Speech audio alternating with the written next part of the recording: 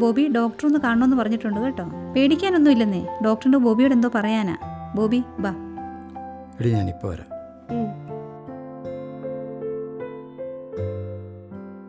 ഇരിക്കെ.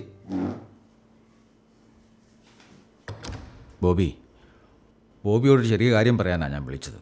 ബോബി അത് സമാധാനത്തോടെ കേൾക്കണം. It's okay. എന്താ ഡോക്ടർ? സ്കാനിങ് റിപ്പോർട്ട് ചില പ്രശ്നങ്ങൾ കാണുന്നുണ്ട്. എനിക്ക് നേരത്തെ സംശയം ഉണ്ടായിരുന്നു, പക്ഷേ ഇപ്പോഴാണ് കൺഫർമേഷൻ കിട്ടിയത്. അതുകൊണ്ടാണ് സത്യത്തിൽ ഞാൻ നേരത്തെ പറയാതിരുന്നത്. ഇത് കേൾക്കുമ്പം അത് അക്സെപ്റ്റ് ചെയ്യാൻ വൈഫിന് ബുദ്ധിമുട്ടുണ്ടാവും. ശരിക്കും എന്താ ഡോക്ടർ?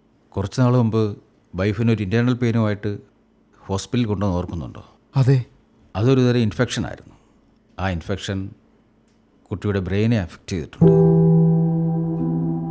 ഒരുപക്ഷെ അത് കുട്ടിയുടെ മെൻ്റൽ റിട്ടാർഡേഷൻ അല്ലെങ്കിൽ മെൻ്റൽ ഡിസോർഡറിന് കാരണമായേക്കാം.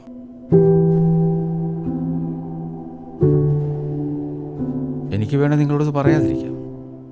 പക്ഷേ പെട്ടെന്നുണ്ടാകുന്ന ഇങ്ങനെയൊരു സിറ്റുവേഷനിൽ നിങ്ങളെങ്കിലും ഇത് അറിഞ്ഞിരുന്നാൽ നിങ്ങൾക്ക് ഭാര്യ ഒന്ന് സഹായിക്കാൻ പറ്റിയേക്കും. അതുകൊണ്ടാണ് ഞാനിത് പറയുന്നത്. ഇനിയൊന്നും ചെയ്യാൻ പറ്റത്തില്ല ഡോക്ടർ? ഒരു ഡോക്ടർ എന്ന നിലയിൽ എത്തിക്കലി ഞാൻ പറയുന്നത് റോങ് ആണ്. എങ്കിലും I suggest you can try for another chance.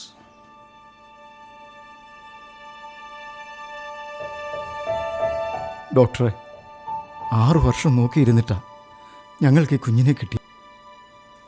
അവളാണെ സ്വർഗം കിട്ടിയ സന്തോഷത്തിലാ. എന്തായാലും ഞങ്ങൾക്കിത് വേണം ഡോക്ടറെ. But it is risky. നിങ്ങളാണ് ജീവിക്കേണ്ടത്. തീരുമാനമെടുക്കേണ്ടത് നിങ്ങളാണ്. അപ്പം നിങ്ങൾ ആലോചിച്ച് തീരുമാനിക്കുക. ഇത് പറയാനാണ് ഞാൻ വിളിപ്പിച്ചത്. അപ്പം ശരി ബോബി. Okay doctor.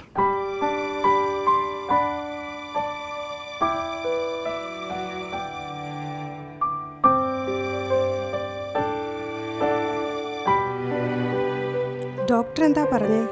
അതൊന്നുമില്ലടി, കുറച്ച് ശ്രദ്ധിക്കണമെന്ന് പറഞ്ഞതാ. വാ. അതെ, അമ്മ വിളിച്ചായിരുന്നു നമ്മളെവിടായെന്ന് അറിയാനായിട്ട്. വരുമ്പോൾ കുറച്ച് പഞ്ചസാരയും മേടിച്ചോണ്ട് വരണമെന്നാ പറഞ്ഞേ. പോന്ന വഴിക്ക് വാങ്ങാം.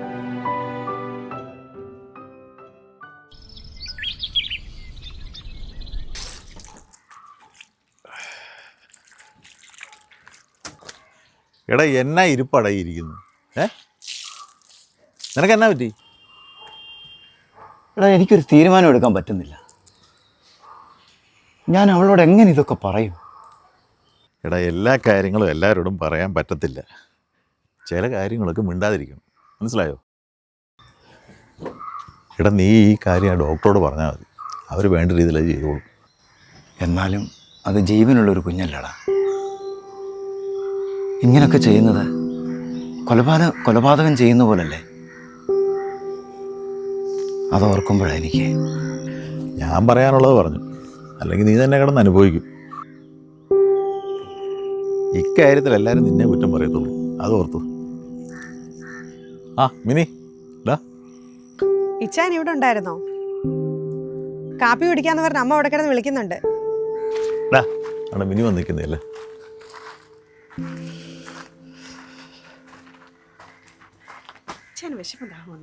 മിനി, ആരോഗ്യമൊക്കെ നോക്കിക്കോണേ. ഇപ്പൊ ശ്രദ്ധിക്കേണ്ട സമയമാ. ചല്ലേ. നീ വല്ലതും കഴിച്ചായിരുന്നോ? അമ്മ എന്നെ രാവിലെ കഴിപ്പിക്കും. ഞാനിപ്പോ 2 പേർക്ക് വേണ്ടിയാ കഴിക്കുന്നതെന്ന് അമ്മ പറയുന്നത്. ഇച്ചാനുണ്ടോ ഒരു സങ്കടം പോലെ? ഏയ് ഒന്നുമില്ലടി, നിനക്ക് ചിലപ്പോൾ തോന്നിയതായിരിക്കും.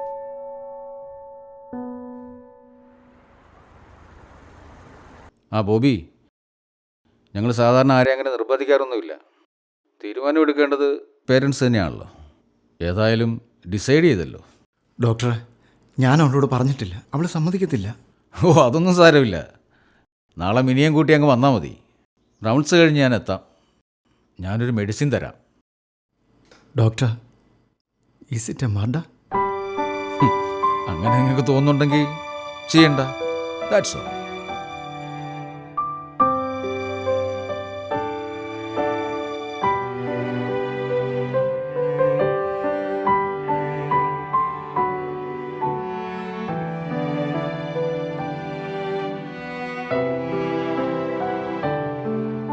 ഇച്ചാ, എനിക്ക് കുഴപ്പമൊന്നുമില്ലല്ലോ. പിന്നെ എന്തിനാ ഡോക്ടർ വരാൻ പറഞ്ഞേ? ഇടയ്ക്ക് ചെക്കപ്പ് വേണമെന്ന് പറഞ്ഞതല്ലേ, അതിന് വിളിപ്പിച്ചതായിരിക്കും.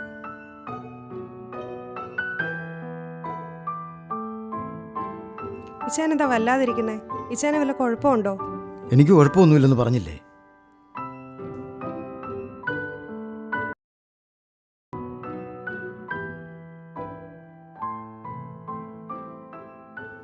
മോനെ, ഫ്രാൻസിസ് ഡോക്ടർ വന്നോ? ഇപ്പൊ വരും അപ്പച്ച. ഞങ്ങളും ഡോക്ടറിനെ കാണാൻ വന്നതാ. ശരി.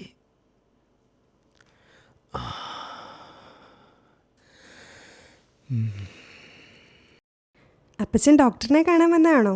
ആ അതെ മോളെ, എൻ്റെ മോടെ ഒരു കാര്യത്തിന് വേണ്ടിയായിരുന്നു. ആഹാ, എന്നിട്ട് മോളെവിടെ?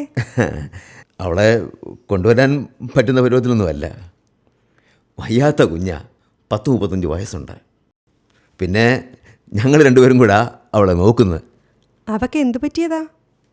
അവൾക്ക് ബുദ്ധിക്ക് ഇച്ചിരി കുറവുണ്ട്. നാട്ടുകാരുടെ ഭാഷ പറഞ്ഞാൽ മന്ദബുദ്ധിയാ.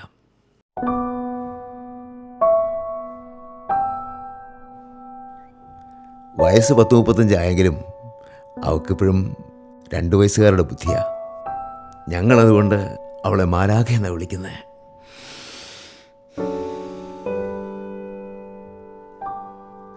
എല്ലാവരും ചോദിക്കും ഞങ്ങൾക്ക് വലിയ ബുദ്ധിമുട്ടൊക്കെ ഇല്ലേ എന്ന്.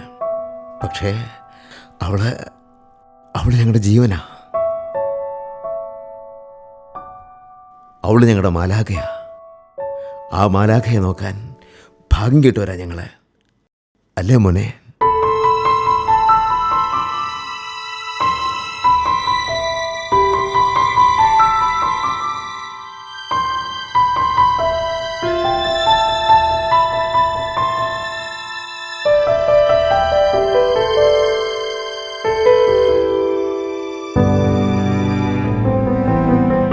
എടി വാ, പോകാം. നമുക്ക് ഡോക്ടറെ കാണണ്ടേ? പിന്നെ കാണാം. ഈ ഇച്ചായനിത് എന്തിന്റെ സൂക്കേടാണ്?